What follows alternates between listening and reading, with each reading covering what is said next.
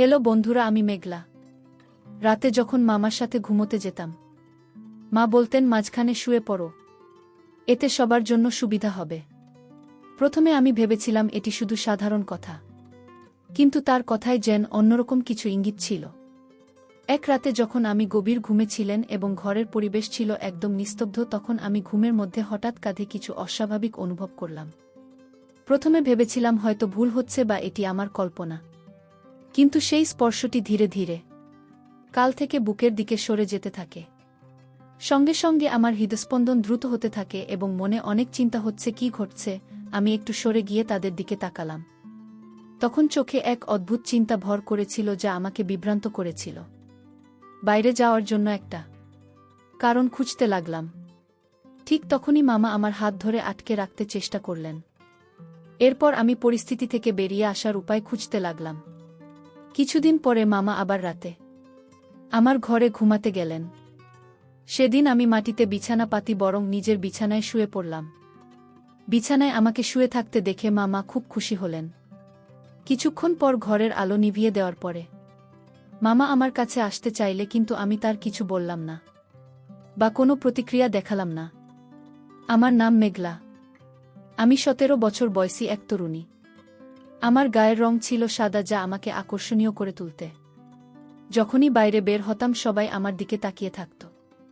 আমি নিজের শরীরের ভালো যত্ন নিতাম। বন্ধুরা, আজকের গল্পটা খুব বেশি স্পেশাল হতে চলেছে, তাই কেউ মিস করো না। দয়া করে গল্পটি ভালো লাগলে ভিডিওটি লাইক, শেয়ার এবং চ্যানেলটি সাবস্ক্রাইব করবেন।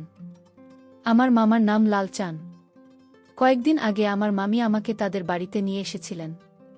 তবে এই গরমের ছুটি কাটানোর জন্য নয়, বরং এক বিশেষ কারণ ছিল। আমার মায়ের আর মামির বন্ধুত্ব থাকায় মায়ের কথায় আমি মামির কাছে এসেছিলাম। আমার মামির নাম কাজল। আমি আমার নিজের মামি নন।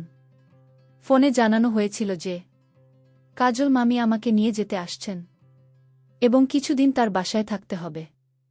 মা বাবা দুজনেই চাকরিজীবী। কিছুদিন আগে মায়ের বদলি হয়েছে। সেই নতুন পোস্টিংয়ের গ্রামে বিদ্যুৎ বা পানির ভালো ব্যবস্থা নেই। মা সেখানে যোগ দেওয়ার আগে গ্রামটি দেখে এসেছিলেন এবং পুরো পরিস্থিতি বুঝতে পেরেছিলেন। গ্রামের অবস্থা জানার পর বাবা মাকে পরামর্শ দিলেন প্রমোশন স্থাপিত করতে। এর জন্য মাকে হেডকোয়ার্টারে যেতে হয় এবং বাবা মা সেখানেই চলে গেলেন। ফেরার পথে তাদের গাড়ির দুর্ঘটনা ঘটে। সকালবেলা বের হলেও বিকেল হতেই বাড়ি ফেরেনি। দেখে চিন্তা হচ্ছিল। সন্ধ্যায় মায়ের ফোনে জানতে পারি দুর্ঘটনার কথা। মা জানালেন তার শারীরিক অবস্থা মোটামুটি ভালো, তবে বাবা প্রায় 1 মাসের জন্য হাসপাতালে থাকবেন। মা আমাকে সাহস দিয়ে বললেন, তুমি চিন্তা করো না, আমরা না ফেরা পর্যন্ত তুমি আমার এক বান্ধবীর বাড়িতে থাকবে। কাজল, আমি তোমাকে নিতে আসছেন। কিছুক্ষণের মধ্যেই মায়ের এই বান্ধবী এলেন। মামিকে দেখে আমি জড়িয়ে ধরে কেঁদে ফেলি। কিছু বলতে চাইছিলাম, কিন্তু মামি সান্ত্বনা দিয়ে বললেন, তোমার মা বাবা খুব তাড়াতাড়ি ফিরে আসবেন, চিন্তা করো না। এই ছিল প্রথমবার মামির বাড়িতে আসা। ছোটবেলা থেকেই অন্যের বাড়িতে থাকতে কখনো ভালো লাগেনি, তবে এই দুর্ঘটনার পর মামির বাড়ি আমার জন্য আশ্রয়স্থল হয়ে ওঠে। বাড়িতে পৌঁছে প্রথমবার মামার সঙ্গে পরিচয় হলো। তিনি আমাকে স্নেহের সঙ্গে গ্রহণ করলেন। মা বাবার দুর্ঘটনার কথা শুনে তার চোখে জল এলো। আমাকে জড়িয়ে ধরে সান্ত্বনা দিতে লাগলেন। তিনি বললেন, তুমি এখানে নিশ্চিন্তে থাকতে পারো, কোনো কিছু দরকার হলে দ্বিধা করবে না। কথাগুলো আন্তরিক শোনালেও পরে বুঝতে পারি যে সবকিছু হয়তো তেমন ছিল না। সে সময় আমার বয়স ছিল 17। কিছুদিন আগেই তার পরীক্ষা শেষ করে ছুটি কাটাচ্ছিলাম। এই দুর্ঘটনার পরে মা বাবা নিরাপদে আছেন শুনে কিছুটা স্বস্তি পেলেও মন থেকে হাসি চলে গিয়েছিল। পরের দিন সকালে টিভির সামনে বসে থাকলেও মনোযোগ ছিল না। শুধু মা বাবার কথা ভাবছিলাম আর চোখে জল ছিল। তখন আমি এসে পাশে বসলেন। চোখের জল মুছে বললেন, এভাবে কেঁদো না, বেশি কাঁদালে মনে নেতিবাচক চিন্তা আসে। মামাও পাশে এসে বললেন, তাদের সঙ্গে দেখা হতেও দেরি হতে পারে। এরপরও মন খারাপ দেখে আমি বললেন, তোমার মুখে হাসি ফোটানোর জন্য আমার কাছে একটা মজার পরিকল্পনা আছে। তারপর মামি আমাকে তার ঘরে নিয়ে গেলেন এবং কিছু নতুন পোশাক দেখালেন যা আমার জন্য কিনে রেখেছিলেন। একটি সুন্দর ফ্রক পরিয়ে দিলেন, যা পরে আমার সত্যিই খুব ভাল লাগছিল। আমার সাজসজ্জা আরও আকর্ষণীয় হয়ে উঠেছিল। এরপর মামি বললেন, আচ্ছা এবার তোমার কয়েকটা ছবি তুলি। নতুন পোশাকে নিজেকে দেখে বেশ ভাল লাগছিল। তখনই মা বাইরে থেকে ফিরে এলেন এবং আমাকে নিয়ে গান করতে শুরু করলেন। মামা আমার হাত ধরে একটু নাচ শুরু করলেন। কিছুক্ষণ পর মামি এসে আমাদের নাচ থামিয়ে বললেন, চলো এবার ছবি তুলি। তিনি আমার অনেকগুলো ছবি তুললেন। এরপর মামা আমার সঙ্গে ছবি তুলতে এলেন।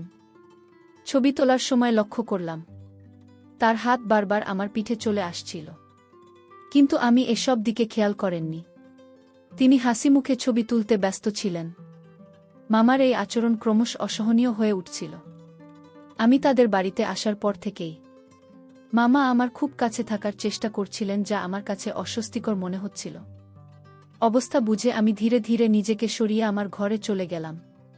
সেই রাতে মামি আমার ঘরে এসে বললেন, আজ থেকে তুমি আমার ঘরে ঘুমাবে। একা ঘরে থাকলে সারারাত মা বাবার কথা ভেবে কাঁদবে।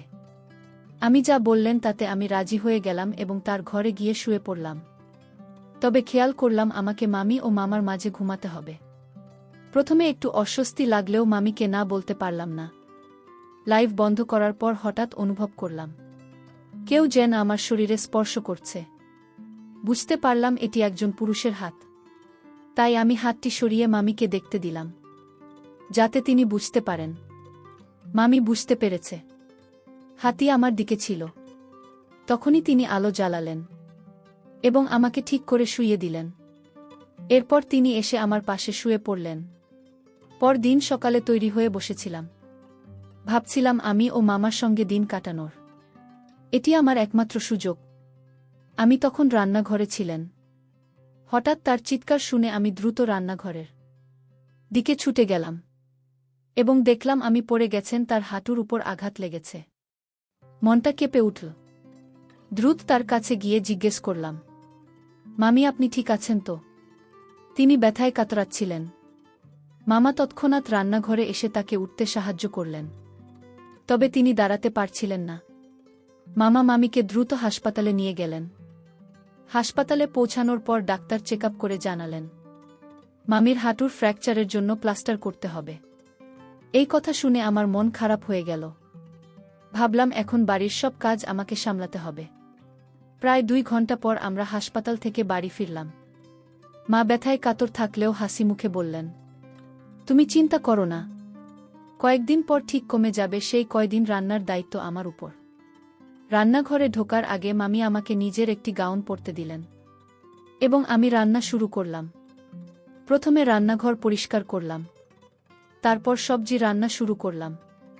সবজি রান্না আমি বেশ দক্ষ ছিলাম। তবে রুটি বেলতে গিয়ে কিছুটা সমস্যায় পড়লাম, কারণ রুটি বানানোর অভ্যাস ছিল না। রুটি বানানোর জন্য অনেক চেষ্টা করলাম, কিন্তু রুটিগুলি ঠিকমতো হচ্ছিল না। ঠিক তখনই মামা পিছন থেকে এসে আমাকে শক্ত করে ধরে বললেন, তুমি তো রুটি বানাতে পারছো না, আমি দেখিয়ে দিচ্ছি কিভাবে বানাতে হয়। তিনি আমার হাত ধরে রুটি বেলার চেষ্টা করতে লাগলেন, কিন্তু আমি বুঝতে পারছিলাম তার শেখানোর অজুহাতে অন্য উদ্দেশ্য ছিল। বারবার তার শরীর আমার কাছাকাছি চলে আসছিল এবং আমাকে অন্যভাবে স্পর্শ করার চেষ্টা করছিলেন। তার এই মনোভাব বুঝতে পেরে সাথে সাথে আমি নিজেকে সরিয়ে নিলাম এবং বললাম, মামা দরকার নেই, আমি নিজেই বানিয়ে নেব। আর যদি এতে অসুবিধা হয় তবে কোনো কাজের লোক রেখে দিন। আমার কথায় তিনি অপ্রস্তুত হয়ে রান্নাঘর ছেড়ে চলে গেলেন। পরের রাতে আমি আমার বানানো অসম্পূর্ণ রুটিগুলো খেয়ে নিলেন এবং আমাকে বললেন, তুমি ভালো করেছ মা। সেই রাতে শোবার আগে মা বলল, মামি রুমে ঘুমাতে যাচ্ছ না? আমি তাকে জানালাম না, মামা আজ আমি আসতে পারব না। মামির পায়ে ব্যথা রয়েছে। আমার অবচেতন মনে যদি তার পায়ে লাগিয়ে দিই তবে তিনি কষ্ট পাবেন, সেটা আমি চাই না। মা বললেন, ঠিকই বলেছ, আমারও এরকম অভ্যাস আছে। যদি আমার হাতটা ভুল করে তোমার মামির ক্লাস্টারের উপর পড়ে তাহলে তার ব্যথা লাগতে পারে।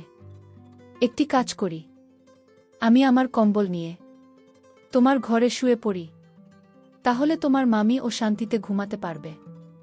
আমি কিছু বলার সুযোগ পেলাম না, কারণ বাড়িতে তারই ছিল।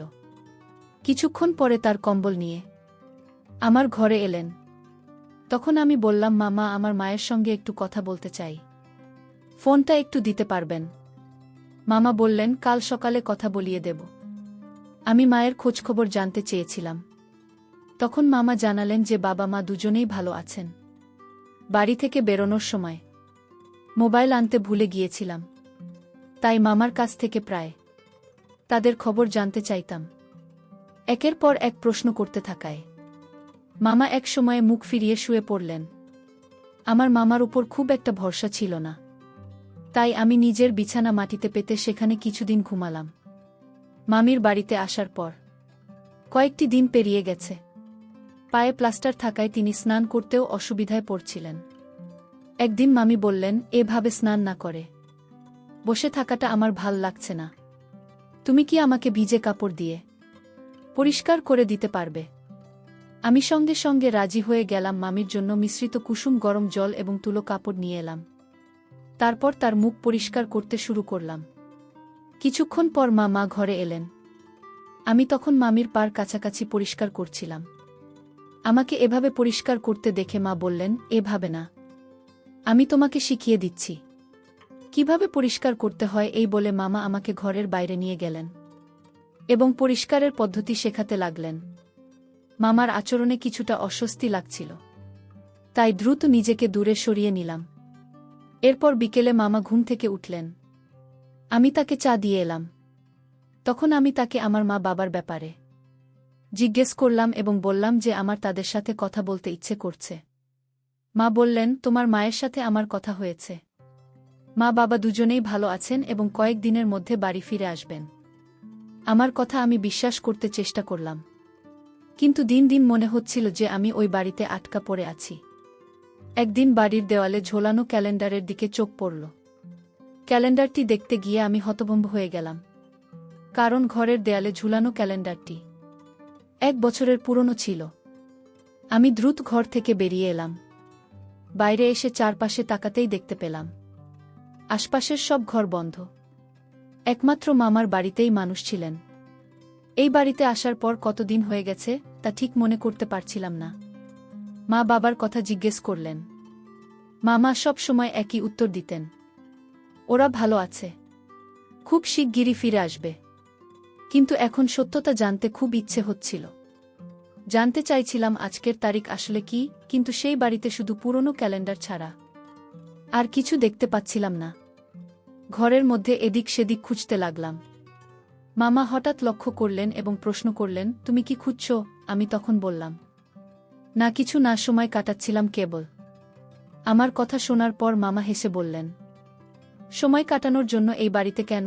আমি তো আছি, তুমি চাইলে তোমার সময় কাটিয়ে দিতে পারি। আমাকে বাধ্য হয়ে তাকে হেসে সাড়া দিতে হলো। সেই রাতেই মামা আমার ঘরে ঘুমাতে এলেন। আমি সেদিন মাটিতে বিছানা পাতিনি, বরং নিজের বিছানায় শুয়ে পড়লাম। বিছানায় আমাকে শুয়ে থাকতে দেখে মামা বেশ খুশি হলেন। কিছুক্ষণ পর ঘরের আলো নিভিয়ে দেওয়ার পর তার অভ্যেস মতো তার হাত আমার গায়ে এসে পড়ল। এবার আমি কোনো কথা বললাম না বা কোনো প্রতিক্রিয়া দেখালাম না। ধীরে ধীরে মামার নাক ডাকার আওয়াজ শুনতে পেলাম। তখন তার হাত আস্তে করে সরিয়ে দিলাম। মামার হাত ছড়িয়ে আমি বিছানা থেকে উঠে তার ফোনটি হাতে নিলাম। ফোনের তারিখ দেখে আমি হতবাক হয়ে গেলাম, কারণ যতদিন এই বলে মনে করেছিলাম বাস্তবে তার চেয়ে অনেক বেশি সময় পেরিয়ে গেছে। মামির বাড়িতে আমার থাকা ইতিমধ্যে 3 মাসেরও বেশি হয়ে গেছে।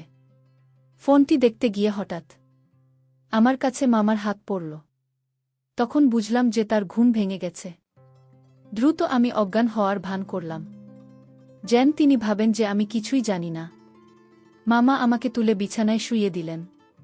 কিছুক্ষণ পর তিনি মামিকে ডেকে নিয়ে এলেন এবং তারা কথাবার্তা শুরু করলেন। তাদের কথাবার্তা শুনে বুঝলাম যে প্রতি 5 দিন অন্তর মামা মামি আমাকে কোনো ইনজেকশন দিচ্ছেন, যেটা আমার অজান্তেই ঘটছে। সেই ওষুধটি তারা কোথায় রাখেন তাও আমি খুঁজে পেয়েছিলাম এবং তা ফেলে দিয়ে শুধুমাত্র সিরিজটি বিছানার পাশে রেখে দিয়েছিলাম। মামা জানতেন না যে আমি ওষুধটি সরিয়ে দিয়েছি এবং ভাবছিলেন যে আমি অচেতন হয়ে পড়েছি। সেদিন মামা মামিকে বলছিলেন, এতদিনের প্রচেষ্টা সফল হতে চলেছে। আগামী 3 দিনের মধ্যেই তাদের পরিকল্পনা সম্পূর্ণ হবে। মামা খুশি হয়ে বলেছিলেন, এবার আমরা বড় অঙ্কের টাকার মালিক হব। যখন তার চোখ খুলবে তখন সে থাকবে দূরের দেশে। এই মেয়েটি আমাদের এমন এক সুযোগ এনে দেবে যা আমরা কল্পনাও করিনি। আমাকে এমন একটি ইনজেকশন দিচ্ছিলেন যা আমাকে দীর্ঘ সময়ের জন্য সচেতন রাখতে। ফলে আমার কাছে সময়ের হিসাব সম্পূর্ণ স্পষ্ট হয়ে গিয়েছিল। আসলে কাজল আমি আদৌ আমার মায়ের কোনো বন্ধু ছিলেন না। তিনি একটি নারী পাচার চক্রের সদস্য ছিলেন এবং মামাও সেই দলের একজন সক্রিয় সদস্য ছিলেন। আমার মায়ের দুর্ঘটনার পর থেকেই তারা আমাদের এলাকার উপর নজর রেখেছিল। যেদিন আমি বাড়িতে একা ছিলাম সেদিনই তারা সুযোগ নেই এবং সেই সুযোগে কাজল মামা এসে আমাকে নিয়ে আসেন। এর আগে কখনো আমার মায়ের কোনো বন্ধুকে দেখিনি বলে বুঝতে পারলাম যে আমি এমন কিছু মানুষের মাঝে আটকে আছি যাদের পরিকল্পনা ভয়ঙ্কর। কিছুক্ষণ পর তাদের কথাবার্তা শেষ হলে মামা আমার পাশে এসে শুয়ে পড়লেন। তার বিদ্যুতের বিল থেকে বোঝা যাচ্ছিল যে আমার সঙ্গে ক্ষতি করার মতো কোনো অবস্থায় নেই। এটা বুঝে আমি কিছুটা স্বস্তি পেলাম এবং সে দিন রাতে শান্ত থেকে তার পাশে শুয়ে রইলাম। পরের দিন সকালে আমার জন্য মুক্তির দিন ছিল। ঘুম ভাঙা দরজায় কলিং বেলের শব্দে দরজার সামনে দাঁড়িয়ে দেখি আমার মা, বাবা এবং পুলিশ। প্রযুক্তিতে দক্ষ হওয়ার সুবাদে এবং বুদ্ধি কাজে লাগিয়ে আমি মায়ের ফোন নম্বর মুখস্থ করেছিলাম। সুযোগ পেয়ে মামার ফোন হাতে নিয়ে মায়ের নম্বর সেভ করি এবং আমার অবস্থান সহ সব তথ্য তাকে পাঠিয়ে দিই। মা সেই বার্তা পেয়ে পুলিশ নিয়ে আমাকে খুঁজে বের করেন। আমাকে প্রায় 4 কিলোমিটার দূরে লুকিয়ে রাখা হয়েছিল। তাদের পরিকল্পনা ছিল আমাকে বিদেশে পাচার করে প্রচুর অর্থ লাভ করা।